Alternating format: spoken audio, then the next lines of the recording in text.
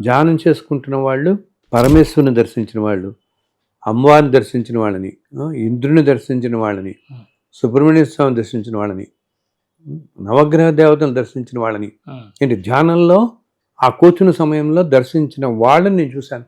దగ్గరికి వచ్చినప్పుడు చెప్తుంటారు అనమాట. ఆ తెల్లవారుజాము సమయంలో అందరు దేవతలు స్వామిని ఉదయాన్నే దర్శనం చేసుకోవడానికి వస్తారు. ఆ ప్రదేశం అతి విశిష్టమైంది. వేద పాఠశాల, తిరుమల వేద పాఠశాల ఉంటుంది అన్నమాట కొండ మీద.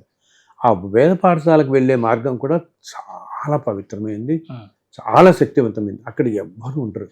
మీరు అక్కడ కూర్చుని కాసేపు ప్రశాంతంగా, అంత అడవి మార్గం, జస్ట్ మీ కారు ఏదో ఆపుకుని కాసేపు ప్రశాంతంగా ఒక అర్ధగంట కళ్ళు మూసుకుని కూర్చుంటే, ఈ ప్రదేశాలు ఏంటంటే శక్తివంతంగా ఉన్న ప్రదేశాల్లో మనం తక్కువ ప్రయత్నంతోనే కనెక్ట్ అవ్వగలుగుతాం యూనివర్స్తో.